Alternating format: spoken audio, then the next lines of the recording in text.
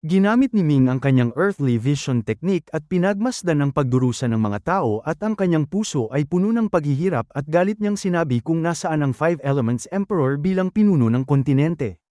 Ang kanyang tinig ay natural na hindi makararating sa pandinig ng Five Elements Emperor ngunit sa kabutihang palad ay talagang lumitaw ito at kahit sa oras na ito ay hindi pa rin nakalimutan ng Five Elements Emperor na dalhin ang kanyang karangyaan at may libu-libong sundalo sa harap at likod at hindi mabilang na malalakas sa magkabilang panig at ang kanyang Imperial Carriage ay nagliliwanag sa banal na liwanag.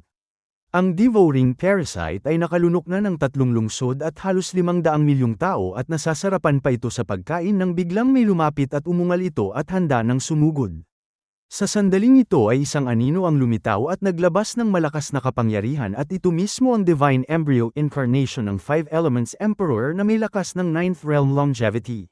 Mariing suminghal ang devouring parasite at may paghamak na sinabing hindi nito inaasahang ang maliit na Tianyuan ay makakalikha ng isang Ninth Realm na master ngunit ang lakas na ito ay malamang na hiram lamang at hindi nito sarili. Sumagot ang Five Elements Emperor na ang mga tao sa kontinenteng ito ay kanyang mga nasasakupan at hindi ito dapat kainin ng lahat. Bahagyang tumagilid ang napakalaking ulo ng devouring parasite at tinitigan ang Five Elements Emperor at nagtanong kung nangangahas ba itong makialam sa kanyang mga gawain. Magalang na yumuko ang Five Elements Emperor at sinabing kung kakainin nito ang lahat ng tao sa kontinente ay sa susunod na paggising nito ay wala na itong pagkain at sa kanyang palagay ay mas mabuting kumain lamang ito ng kalahati at iwanan ng kalahati upang magparami at magpahinga para sa susunod na pangangailangan. Nag-isip ang devouring parasite at sinabing may kaunting katwiran ito at pag-iisipan niya ito. Nakahinga ng maluwag ang Five Elements Emperor at kahit siya ay nasa Ninth Realm longevity din ay alam niyang hindi niya ito kayang talunin sa tunay na labanan dahil ang kalaban ay may katawan ng masamang dragon at kahit pareho silang Ninth Realm ay napakalaki ng pagkakaiba ng kanilang tunay na lakas. Matapos makipag-usap sa devouring parasite ay nagtungo naman ng Five Elements Emperor sa harap ng Blood Demon at malalim na yumuko at binati ito bilang Blood Ancestor. Ngumisi ang Blood Demon at sinabing ang batang ito ay nag-aakalang siya ay kasandali nitong linlangin tulad ng devouring parasite at huwag na itong magsalita pa dahil ang kanyang mga anak ay kailangang kumain at uminom at kahit ano pang sabihin nito ay walang saysay. Pinagpawisan ng malamig ang Five Elements Emperor at sinabing kung papatayin nito ang lahat ng tao rito ay baka wala ng pagkain ng devouring parasite sa hinaharap at kung magalit ito ay baka makipagpatayan ito rito. Kakaibang tumawa ang Blood Demon at sinabing kumakain siya ng kanyang pagkain at kumakain din ito ng sarili nitong pagkain at wala silang pakialaman at kung hindi ito marunong makisama ay tuturuan niya ito ng leksyon. Nang makitang hindi ito mapipigilan ay nagngalit ang Five Elements Emperor at sinabing ang Tianyuan ang pundasyon ng kanyang Five Elements Divine Dynasty at kung ipagpapatuloy nito ang ginagawa ay wala siyang magagawa kundi ang lumaban ng buong lakas. Masamang ngumiti ang Blood Demon at nagtanong kung naghahanap ba ito ng kamatayan sa paglaban at ang kanyang killing intent ay agad na pumulupot sa Five Elements Emperor. Sa sandaling ito ay isang banal na liwanag ang bumaba mula sa langit at pilit na itinaboy ang pulang liwanag na pumuno sa kalangitan at mula sa liwanag na ito ay lumabas ang isang kabataang lalaki at siya ay walang iba kundi si Tianzhou ang 8th Master ng Haotian Sect. Noon ay nakita na siya ni Ming mula sa malayo at hindi niya matukoy ang kanyang kakayahan ngunit ngayong muli niya itong nakita ay nalaman niyang ang kanyang kakayahan ay sadyang napakalalim at kahit sa harap ng Blood Demon ay hindi siya mas mababa. Tinitigan ng Blood Demon si Tianzhou at nagtanong kung sino ito at mahinahong sumagot si Tianzhou na siya ang Haotian God. Nagkaroon ng pag-iisip si Ming at naisip kung matapos mamatay ang Haotian God ay si Tianzhou na ang pumalit sa posisyon nito. Tumawa ng malakas ang Blood Demon at sinabing wala siyang pakialam sa kung anumang Haotian God at walang kinalaman ito rito at kung marunong itong makiramdam ay lumayo ito.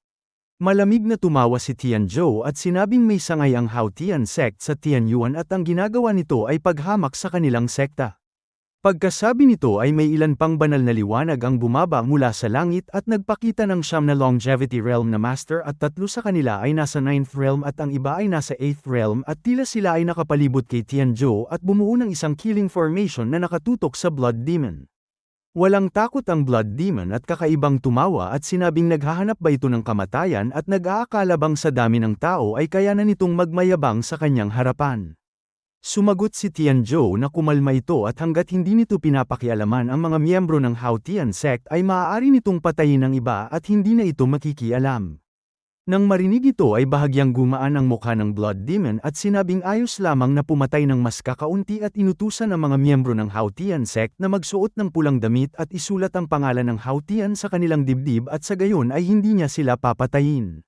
Yumuko si Tianzhou at nagpasalamat. Pagkasabi nito ay may ilang dosenang liwanag pa ang bumaba at mula rito ay lumabas ang mahigit 10 longevity realm na master at sila ay pawang mula sa 4 great divine lands at ang nanguna ay ang Panginoon ng Origin Divine Sea at mariin niyang sinabi sa Blood Ancestor na magpigil at huwag masyadong pumatay.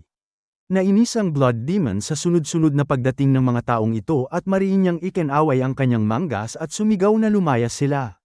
Isang malakas na dagandong ang narinig at isang pulang liwanag ang yumanig sa kalawakan at ang mga master ng Divine Lands ay mabilis na umiwas at kalahati sa kanila ay nasugatan at ang kanilang mga mukha ay sumama at sila ay nagtago sa layong 1,000 milya at hindi na ng ahas lumapit o magsalita pa.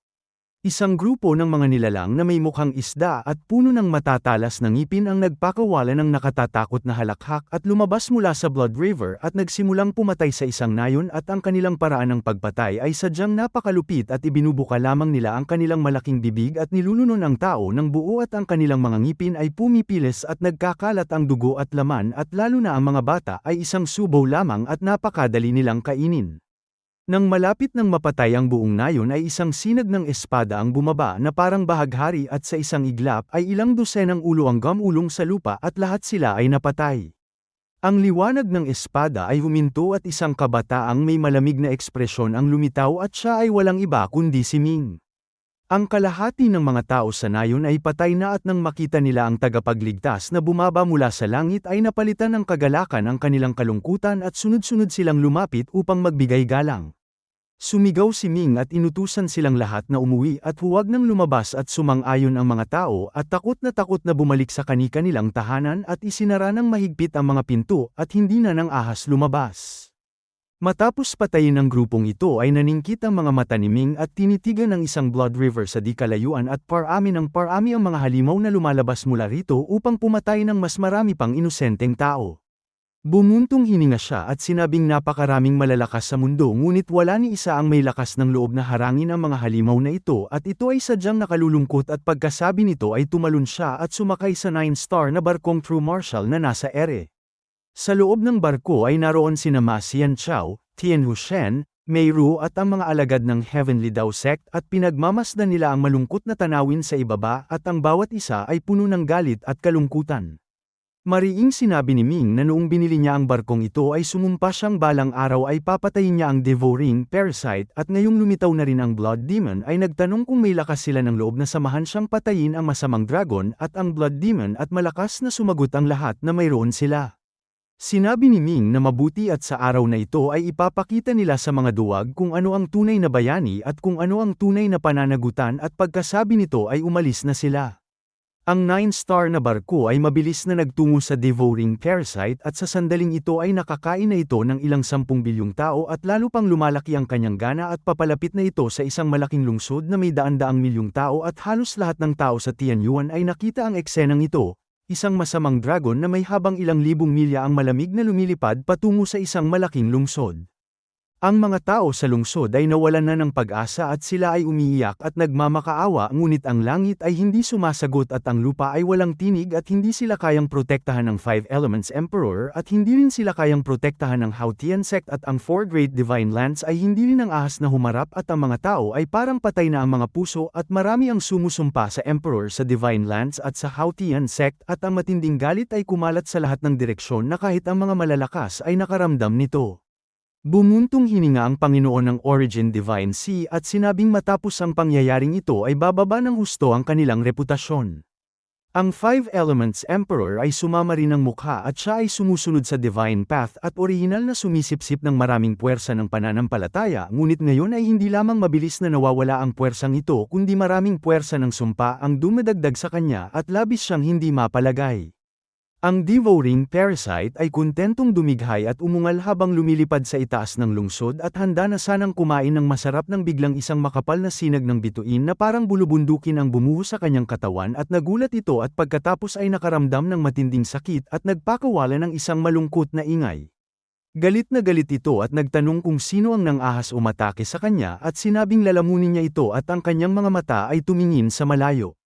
Sa sandaling ito ay hindi mabilang na mga tao ang tumingin din sa direksyong ito at nakita nila ang isang napakalaking barko na dahan-daang papalapit at sa unahan nito ay may isang bandila na may nakasulat na 3 malalaking titik na Heavenly Dao Sect at isang malaking kanyan ang nagpapaputok ng isang star-killing light na muling tumama sa devouring parasite. Isang longevity realm na master ang sumigaw na ito ay isang 9-star na barko at namutla siya at nagtanong kung ano ang pinagmulan ng Heavenly Dao Sect na ito at kung bakit hindi pa nila ito narinig. Sumigaw ang mga tao sa lungsod na ang barko ay narito at ang Heavenly Dao Sect ay dumating upang iligtas sila at sila ay umiyak sa kagalakan at yumuko sa barko mula sa malayo. Ang tinig ni Ming ay umalingaw-ngaw na parang kulog at sinabing hindi maaaring maghari-harian ang devouring parasite sa Tianyuan at dapat itong mamatay at ang kanyang tinig ay kumalat sa tulong ng kapangyarihan ng adamantine rat at narinig ito ng lahat ng tao sa buong kontinente. Natigilan ang devouring parasite at sa loob ng hindi mabilang na taon ng kanyang paghahari mula pa noong una ay hindi pa siya nasisigawan ng isang tao at dapat malaman na kahit ang Five Elements Emperor at maging si Tianzhou ay hindi nang ahas na maging ganito kawalang galang sa kanya at nagtaka kung sino ang batang ito at kung kinain ba nito ang puso ng langit at apdo ng lupa. 4 na star-killing light ang sabay-sabay na tumama sa devouring parasite at sa pagkakataong ito ay talagang nasaktan nito at ang kanyang mga kaliskis ay nabuksan at tumalsik at ang kanyang laman ay nagkadurog-durog at ang nebula cannon ay kayang pumatay ng 9th realm longevity kaya natural na kaya nitong saktan nito. Galit na galit ang devouring parasite at inihagis ang kanyang napakalaking katawan at marahas na sumugod sa True Martial ngunit ang 4 na nebula cannon ay sadyang napakalakas at hindi siya makalapit at sa tuwing lalapit siya ay muli siyang naitataboy at muling napuputok ang kanyang laman at labis ang kanyang sakit. Nabaliw ang devouring parasite at naglabas ng isang killing light mula sa kanyang bibig na diretsang tumama sa 9-star na barko. Sa labas ng barko ay may isang puting liwanag na pamrotekta rito at ang killing light ng devouring parasite ay tumama rito ng walang ingay at hindi nagtagal ay naglaho at ang 20 annihilation cannon at 10,000 mataas na antas na puppet ng barko ay nagtulong-tulong at nagawang harangin ang isang atake nito ngunit ang barko ay marahas ding yumanig at nagkaroon ng bahagyang pinsala. Sumigaw si Ming na umatras at mabilis na umatras ang barko. Ang devouring parasite ay galit na galit at paanong bibitaw ito at agad itong humabol at patuloy na umungal at sinabing dudurugin niya ang sumpang taong ito. Ang 9-star na barko ay mabilis na bumalik sa Heavenly Dao Sect at binutis ang espasyo at agad na nakarating at nagtago sa loob ng kanilang protection formation at ang devouring parasite ay humabol din at dahil sanay ito sa pagiging mabangis ay wala itong pakialam sa kung anumang formation at direkta itong pumasok upang wasakin ang barko at si Ming at ang iba pa. Sa sandaling pumasok ang masamang dragon ay agad na humandar ang war-killing formation na itinayo ni Ming sa napakamahal na halaga at bumuo ito ng isang espasyo ng digmaan at ikinulong ang devouring parasite sa loob nito at kasabay nito ay ang tinig ni Ming ay umalingaw-ngaw na parang kulog sa bawat sulok ng Tianyuan at ipinahayag na siya ang pinuno ng Heavenly Dao Sect at nais niyang gamitin ang 9-star na barko at ang war-killing formation upang patayin ang masamang dragon at tinawag ang lahat ng deity na nasa itaas ng Third Realm Dharma Heaven na agad na tumulong. Nang marinig ang mga salita ni Ming ay ang lahat ng sekta at great sects maging ang Divine Lands at ang mga malayang practitioner ay nayanig ang kanilang mga puso at hindi sila nagdurusa sa devouring parasite ngunit sadyang napakalakas nito at wala silang kakayahang labanan ito at natural na wala rin silang determinasyong makipaglaban hanggang kamatayan ngunit nang sabihin ni Ming na mayroon siyang 9-star na barko at war-killing formation ay ang bawat isa ay nagkaroon ng interes. Sinabi ng isa na kung hindi papatayin ng masamang dragon ay ang Tianyuan ay malamang na malubhang mapinsala o tuluyang mawasak at ito ang kanilang tahanan at sa publiko man o pribado ay hindi siya maaaring manatiling walang kibo. Sinabi ng isa pa na kahit pumayag ang masamang dragon sa Five Elements Emperor ay wala itong pagkatao at maaaring magbago ng isip anumang oras at kung sakaling kainin nito ang lahat ay paano nila ililigtas ang kanilang sarili. Sinabi ng isa pa na ang kanilang 4 Great Divine Lands ay tuluyan ng napahiya ngayon at ito ang pagkakataon upang makabawi ng kaunting dangal at magkaroon ng lugar sa mundo sa hinaharap. Ang bawat isa ay may kanya-kanyang iniisip ngunit karamihan ay handang tumulong at sa isang iglap ay mula sa lahat ng direksyon ay hindi mabilang na Dharma Heaven Deity at Longevity Realm na Master ang nagtungo sa Heavenly Dao Sect at binuksan nito ang kanyang mga pinto at tinanggap ang lahat at ang lahat ng Dharma Heaven Deity ay pumasok sa 9-star na barko upang magamit ang buong kapangyarihan nito at ang lahat ng Longevity Realm na Master ay pumasok sa War Killing Formation upang mamuno dahil ang formation na ito ay kayang tumanggap ng 10,000 Longevity Realm na Master sa teorya at kahit hindi umabot sa 10,000 ay may ilang dosina pa rin. Nang ang lahat ay nagtulong-tulong at determinado ng harapin ang devouring parasite ay ang 5 Elements Emperor ang may pinakamasalimuot na damdamin at ayon sa loika ay dapat siyang tumulong sa Heavenly Dao Sect upang patayin ang masamang dragon ngunit bilang 5 Elements Emperor ay may kasunduan na siya sa devouring parasite at paano kung hindi nila ito mapatay at bukod pa rito ay siya ang dapat na maging pinuno ng operasyong ito at ano ang halaga ng Heavenly Dao Sect na biglang sumulpot mula sa kung saan kaya sa huli ay hindi kumilos ang 5 Elements Emperor at natural na hindi rin makakalahok ang kanyang mga nasasakupan at nanonood na lamang. Ang isa pang may masalimuot na damdamin ay ang Blood Demon at noong una ay hindi rin niya pinansin ang 9-star na barko ngunit nang makita niyang napapahamak ang devouring parasite at ngayon ay nakakulong na sa loob ng formation ay agad niyang naramdamang hindi maganda ang sitwasyon at malinaw na matapos patayin ang devouring parasite ay siya naman ang susunod na target. Mariing suminghal ang Blood Demon at sinabing ang mga hamak na taong ito ay huwag umasang magtatagumpay at siya ay tutulong sa devouring parasite at pagkasabi nito ay handa na sana niyang gamitin ang kanyang pulang liwanag upang salakayin ang Heavenly Dao Sect ngunit sa sandaling ito ay bamuka ang langit at isang maitim na biyak ang lumitaw at sunod-sunod na lumabas ang mga 9-star na barko at ang bawat isa ay may makakapal na kanya na nakatutok sa kanya. May sumigaw sa pagkabigla at nagtanong kung sino ang may ganitong kalaking kakayahan na may 9 na barko. Ang mga tao ng Immortal Temple ay nagulat din at si Su Beijian ay biglang tumingin kay Jin Shanbai sa kanyang likuran at nagtanong kung ginamit ba nito ang kanyang tunay na katawan at sa tanong na ito ay saka lamang naalala ni Zhao Xin at ng iba pa na ang kanilang senior brother na si Jin Shanbai ay ang Earth Emperor ng Three Emperors Great World at may mataas na posisyon at ganap na may karapatang magpadala ng hukbo ng 3 emperor at ang kasalukuyang nasa Immortal Temple ay isa lamang niyang incarnation at ang kanyang tunay na katawan ay nasa 3 emperors at siya ang makapangyarihang Earth Emperor. Ngunit umiling si Jin Shanbai at sinabing hindi niya ito kagustuhan at ang tunay na katawan mismo ang dumating.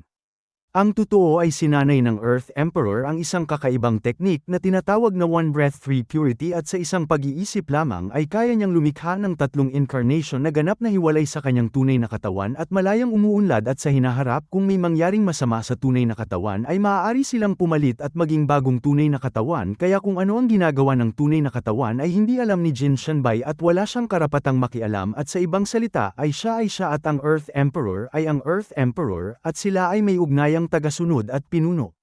Nagulat si Su Beijian at nagtanong kung hindi ang Earth Emperor ang dumating at kinumpirma ito ni Jin Shanbai. Sa sandaling ito ay mula sa isang barko ay lumabas ang isang general na ang kapangyarihan ay kasinlaki ng langit at ang kanyang bangis ay umaapaw at ang kanyang tindig ay hindi mas mababa kaysa sa Blood Demon at itinuro niya ang Blood Demon at sumigaw na siya si Su Yuanba ang mataas na general sa ilalim ng Earth Emperor at inutusan itong lumapit at mamatay. Nagulat ang Blood Demon at sumigaw at nagtanong kung bakit nakikialam ang Three Emperors Great World sa kaguluhang ito. Isang marangal na tinig ang umalingaw sa 9 na kalangitan at sinabing bibigyan ang Blood Demon ng 3 paghinga upang umalis agad at kung hindi ay papatayin ito ng walang awa at kahit ang Blood Demon ay nayanig ang kalooban at hindi nakapagpigil. Sumigaw ang Blood Demon at nagtanong kung sa akala ng Earth Emperor ay madali siyang api-apihin at sumugod ito. Isang malakas na dagandong ang narinig at ang Blood River sa lupa ay biglang lumiit at naging isang kumpol ng liwanag na bumalat sa Blood Demon at parang kidlat na sumugod sa 9-star na barko ngunit nang handa na ang barko para sa depensa ay biglang nag-iba ng direksyon ang pulang liwanag at agad na binutis ang kalawakan at naglaho ng walang bakas. Mariing suminghal ang mataas na general na si Su Yuanba at sinabing marunong itong makiramdam at muli siyang nagtago sa loob ng barko. Sa panig ng Heavenly Dao Sect ay sa wakas ay may mahigit 10,000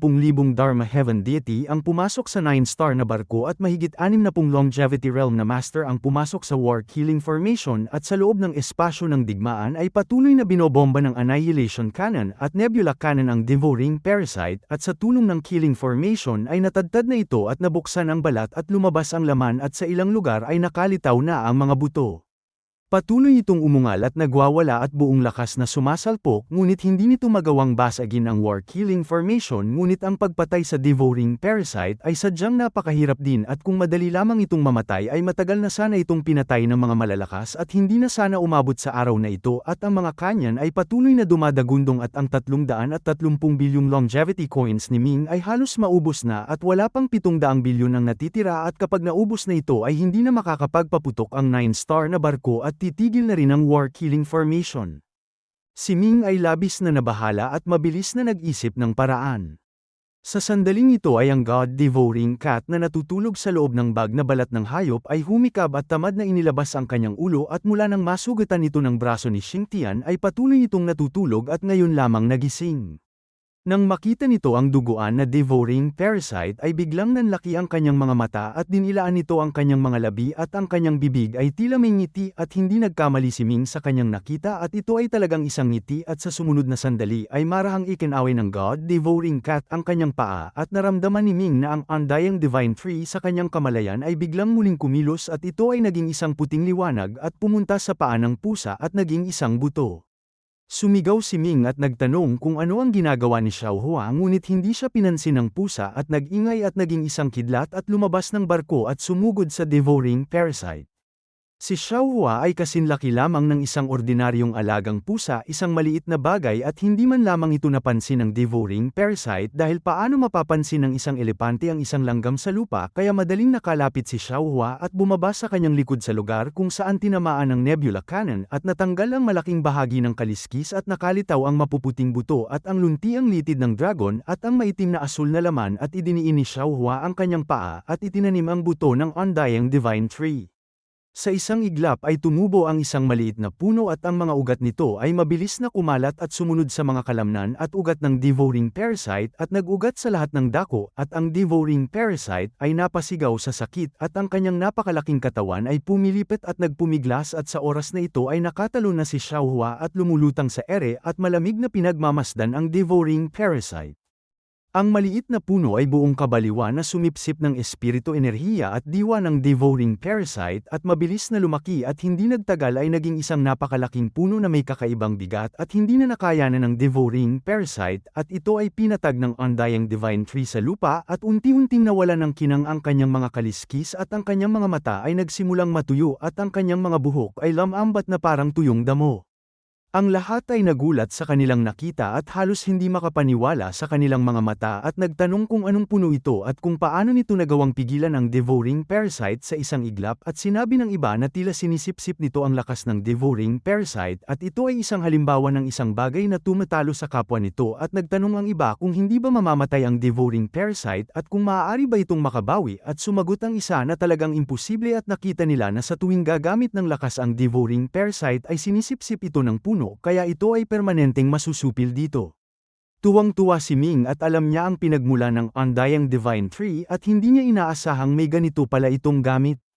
Sinabi ng adamantine rat na ang teknik na sinasanay ng devouring parasite ay malamang na isang uri ng espiritual na teknik kaya nasipsip ito ng undying divine tree at nasupil. Tinawag ni Ming si Xiaohua at ngumiti at sinabing maraming salamat dito ngunit hindi siya pinansin ng God-devouring cat. Sa halip, muli itong lumipad patungo sa tuyot na katawan ng devouring parasite at bumaba doon at tinapakan ang kanyang malaking ulo at tiningnan ito mula sa itaas.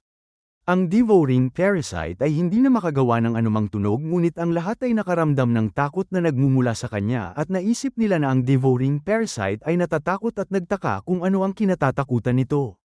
Ang God-devouring cat ay dahan-daang ikinaway ang kanyang paa at marahang ibinaba ito at isang puting liwanag ang bumagsak at ang ulo ng devouring parasite ay nahati sa dalawa at sa loob ng kanyang napakalaking bungo ay may isang maitim na luntiang perlas na kasinlaki ng pakwan at ito ay naglalabas ng walang hanggang kapangyarihan at nang mabuksan ang bungo ay handa na sanang lumipad ang perlas ngunit mabilis itong sinunggaban ng God-devouring cat at ang kanyang bibig ay biglang lumaki na parang planggana at sa isang subo ay nilunok ito.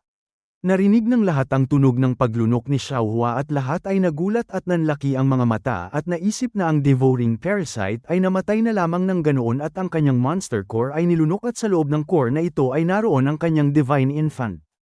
Matapos kainin ng devouring parasite ay para bang walang espesyal na nangyari sa God-devouring cat at dahan-dahan itong bumalik sa tabi ni Ming at tumalon sa loob ng bag na balat ng hayop at nang makita ito ng lahat ay nanindig ang kanilang mga balahibo at nagpasya silang sa hinaharap ay hindi dapat lumapit kay Ming dahil ang pusa na ito ay sadyang napakadelikado. Matapos mamatay ang devouring parasite ay sunod-sunod na lumabas ang mga tao mula sa formation at sa barko at nagtipon sila sa paligid ng bangkay nito at nagdiwang.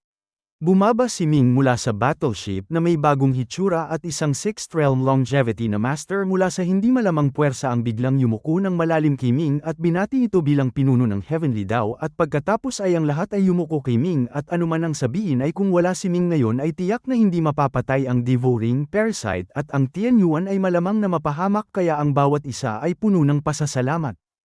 Mahinahong sinabi ni Ming na bilang isang miyembro ng Tianyuan ay ang lahat ng kanyang ginawa ay nararapat lamang at humingi siya ng paumanhin sa kanila dahil kailangan na nilang lumabas sa Heavenly Dao sect, ngunit hindi inisip ng mga tao na si Ming ay may kakaibang ugali at sa halip ay inisip nilang ito ang tunay na pag-uugali ng isang mataas na tao na hindi nagmamalaki sa kanyang nagawa at hindi mayabang at ang pagliligtas sa isang malaking mundo ay tila hindi niya itinuring na isang malaking bagay kaya sunod-sunod silang yumuko at umalis sa Heavenly Dao sect.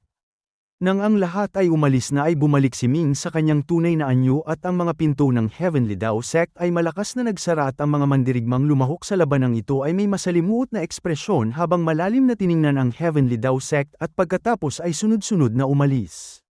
Sa loob ng paaralan ay nagtatakang nagtanong si Ma Xianqiao kung bakit pinalampas nila ang pagkakataong ito na magpakilala sa mundo at makipagkaibigan sa iba't ibang puwersa. Mahinahong sumagot si Ming na ang kanyang mga karanasan noon ay nagturo sa kanya ng isang bagay. Gaano man kalaki ang iyong nagawa o gaano man kalakas ang iyong pangalan kung wala kang sapat na lakas bilang pundasyon ay tiyak na babagsak ka ng husto at maaari pang mamatay at ang kanyang pagtulong ay hindi para sa pangalan o para sa kita kundi para lamang iligtas ang mga inosenteng tao sa gitna ng panganib at dahil nakamit na ang layunin ay bakit pa maghahangad ng iba at dapat nitong maunawaan ang prinsipyong ang labis ay masama. Tumango si Ma Xianqiao at sinabing ang kanyang Panginoon ay may malalim na pag-iisip at siya ay masyadong nagmamadali. Sa totoo lamang ay ang puso ng bawat isa ay nasa kalagayan pa rin ng pagkabigla at si Liu Piao ay nakatitig kay Ming at hindi niya maiwasang aminin na ang lalaking ito sa kanyang harapan ay lalong nagiging pambihira at nagawa na nitong magkaroon ng kakayahang iligtas ang mundo at sa pagkakataong ito lamang ay ang kanyang naitatag na kabutihan ay hindi masukat. Ang Blood Demon ay tumakas ang devouring parasite ay napatay at ang krisis ng Tianyuan ay nalutas na. Ang mga barko ng Earth Emperor ay dahan-daang naglaho mula sa paningin ng mga tao at sila ay dumating ng biglaan at umalis din ng biglaan at hindi nakipag-ugnayan sa anumang puwersa. Pagkatapos nito ay sunod-sunod na nagpadala ng mga sugo ang 9 Holy Lands, ang 4 Great Divine Lands at maging ang 5 Elements Divine Dynasty upang bisitahin ang Heavenly Dao sect ngunit lahat sila ay hinarang sa labas ng pinto at habang ginagawa ito ni Ming ay lalong inisip ng mga tao na ang Heavenly Dao sect ay sadyang napakalalim at tiyak na may isang walang kapantay na master sa loob ngunit hindi nila alam na ang pinakamalakas sa paaralan kasama ang pinuno at mga alagad ay isa lamang martial arts saint at may ilang elder na mas malakas ngunit malayong hindi makapapantay sa Divine Lands. Ito mismo ang dahilan kung bakit napakababa ng profile ni Ming at hindi nakikipag-ugnayan sa anumang puwersa ngunit ang kanyang paggawa nito ay hindi nangangahulugang walang impluensya ang Heavenly Dao sect at sa buong Tianyuan mula sa mga opisyal at nobles hanggang sa mga karaniwang tao lalaki man o babae matanda o bata ay pinag-uusapan ng Heavenly Dao sect dahil ito ang nagligtas sa kanila at nagligtas sa mga inosente mula sa sakuna. Sa isang liblib na maliit na bayan ay ang mga taong nakaligtas sa sakuna ay nagpasyang magpahinga ng mabuti ng ilang araw at tamasahin ang buhay at ito ang dahilan kung bakit ang maraming kainan at tea house ay puno ng tao at natural na mag-uusap-usap ang mga tao at ang pinaka-pinag-uusapan ay ang sakuna at ang Heavenly Dao sect na nagwasak sa sakuna. Sinabi ng isa na nakita nila ang masamang dragon at ito ay sadyang napakalaki na may habang ilang libong milya at sa isang higop pa lamang ay mahigit 100 milyong tao ang nakain at sinabing ang sumpang nilalang na ito ay talagang napakasama at mabuti na lamang at iniligtas sila ng Heavenly Dao sect. Sumang-ayon ng isa pa at sinabing narinig nila ang sinabi ng 5 Elements Emperor at pumayag ito sa masamang dragon na kumain ng kalahati ng mga tao at ang kalahati ng mga tao ay hindi bababa sa ilang libong bilyon at nagreklamo na ang kanilang emperor ay pinabayaan sila at naalala pa niyang ang dragon ay ilang libong milya lamang ang layo sa kanila at maaaring sila ang susunod na kainin.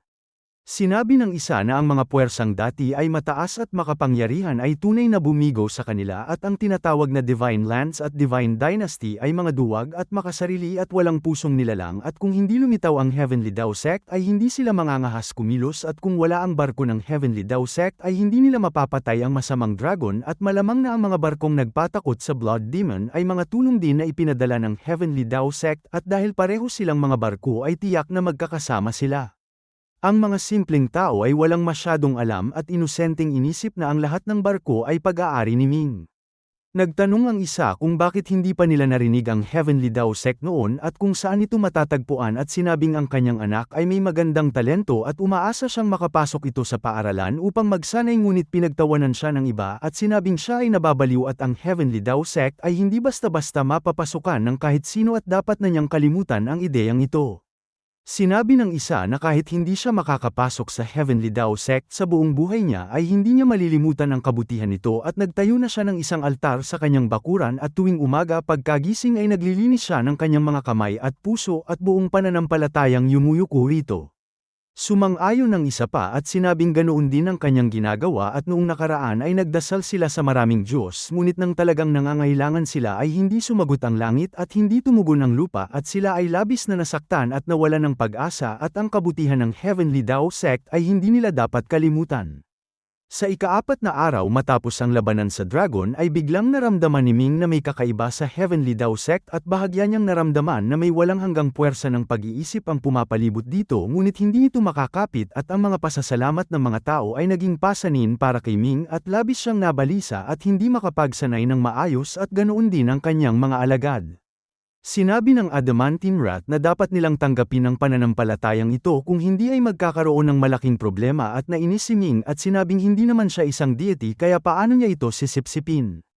Iminungkahi ng Adamantine Rat na humanap siya ng isang deity na maaaring kumatawan sa Heavenly Dao Sect upang tanggapin ang pananampalatayang ito at dahil ang lahat ng tao sa Tianyuan ay patuloy na nag-iisip nito ay ang deity na ito ay dapat na may napakalakas na kakayahan at napakataas na antas. Sumakit ang ulo ni Ming at naisip kung sino ang tatawagin niya, si Tianhu Shen ay hindi maaari at ang Adamantine Rat ay lalong hindi at pagkatapos ay bigla niyang hinugot si Xiaohua at ngumiti at nagtanong kung maaari ba itong tumulong at gawin siyang Diyos ng Heavenly Dao Sect ngunit inirapan lamang siya ni Xiaohua at umiwas ng tingin at malinaw na wala itong interes. Lihim na iminungkahi ng Adamantine Rat na hilingin sa God Devouring Cat na maging ritual god ng Tianyuan at nagtaka si Ming kung ano ang ritual god at ipinaliwanag ng Adamantine Rat na sa kanyang mga paglalakbay sa iba't ibang malalaking mundo ay may mga lugar kung saan ang mga deity ay nagtitipon ng puwersa ng pananampalataya at resources sa pamamagitan ng pagprotekta sa isang lugar at pagiging tagapagtanggol ng mga nilalang doon at ang ganitong uri ng deity ay tinatawag na ritual god. Nagtanong si Ming kung papayag si Xiaohua na maging ritual god at sumagot ang Adamantine Rat na maraming pakinabang ang pagiging ritual god at walang dahilan upang tumanggi ito at kung hindi lamang mababa ang kanyang kakayahan ay talagang nais niyang maging ritual god ng Tianyuan. Nagkaroon ng ideya si Ming at inilabas ang ilang prutas at ibinigay kay Xiaohua at sinabing makikipagkasundo siya. Kung magiging ritual god ito ng Tianyuan at tatanggap ng puwersa ng pananampalataya para sa Heavenly Dao Sect ay araw-araw niya itong bibigyan ng inihaw na karne at prutas na walang limitasyon. Si Xiaohua ay tila walang interes sa ritual god ngunit nang marinig ang tungkol sa inihaw na karne at prutas ay agad itong nagmulat ng kanyang mga mata at hindi man lamang sumagot at sa halip ay diretsyang lumipad sa itaas ng Undying Divine Tree at ikinaway ang kanyang paa at ang walang hanggan at walang katapusang puwersa ng pananampalataya na nagmumula sa mga tao ng Tianyuan ay agad na tinipon ito at ibinuhos sa puno at nagulat si Ming at muntik nang mapatalon at naisip na ginagawa nitong ritual god ang Undying Divine Tree. Ang puwersa ng pananampalataya ay nakahanap ng pasukan at agad na pumasok na parang mga ilog na nagtatagpo sa dagat at unti-unting nagsimulang magbago ang napakalaking punong ito at ang dahilan kung bakit nagpapasalamat ang mga tao sa Heavenly Dao Sect ay dahil iniligtas sila nito at sila ay lubos na umaasa rito at natural na umaasa silang sa hinaharap ay patuloy silang poprotektahan nito at magiging kanilang tagapagtanggol na Diyos at ang bawat isa ay may katulad na pag-iisip at ang mga ito ay nagtipon at naging napakaayos, dalisay at malakas at naapektuhan nito ang Undying Divine Tree at ang puno ay nagsimulang mabilis na lumaki at ang natitirang enerhiya ng bangkay ng devouring parasite na nasa ilalim nito ay biglang sinipsip nito at ang bangkay ay naging alikabok at tuluyang naglaho. 100 metro, 1,000 metro, 10,000 metro, 100,000 metro, sa harap ng hindi makapaniwalang mga mata ng lahat ay patuloy na lumaki ang Undying Divine Tree hanggang sa umabot ito ng 100,000 metro ang taas at sinakop nito ang 100 milya sa paligid at binalot ang buong Heavenly Dao sect at ang kanyang mga ugat ay bumagsak at bumuo ng isang uri ng barrier na pumilibot sa paaralan at ang mga alagad ay nagkaroon ng kakaibang pakiramdam na ang punong ito ay naging napakalapit sa kanila at ito ay katulad ng bawat piraso ng gusali ng paaralan at bahagi na ito ng lugar at sila ay isang buo. May sumigaw at sinabing namumunga na ang puno at ang lahat ay tumingala at nakita nilang unti-unting lumitaw ang hindi mabilang na mga bunga sa puno at ang mga ito ay sadyang napakalaki na hindi bababa sa laki ng isang pinto at habang patuloy na pumapasok ang puwersa ng pananampalataya ay lalong humihinog ang mga bunga at mula sa lantian ay naging puti at mula sa puti ay naging ginto at sa wakas ay ang ilang balat ng bunga ay pumutok at mula sa loob nito ay lumabas ang isang ginintoang liwanag. Ang ginintoang liwanag ay lumabas ng ilang milya at naging isang taong may ginintoang armor at ang taong ito ay may hawak na mahabang pana at ang kanyang taas ay mahigit 3 metro at ang kanyang mga kalamnan ay matitigas at ang kanyang hitsura ay makisig at 1, 2, 100, 200 at habang dumarami ang puwersa ng pananampalataya ay dumarami rin ang mga ipinanganak na ginintoang archer. Nang makita ito ni Ming ay hindi siya makapagsalita sa pagkabigla at sinabi ng Adamantine Rat na ang Undying Divine Tree ay isang likas na espiritual na ritual god na tumutugon sa bawat kahilingan at dahil nais ng mga tao na protektahan nito ang Tianyuan ay ginamit nito ang puwersa ng pananampalataya upang lumikha ng napakaraming archer.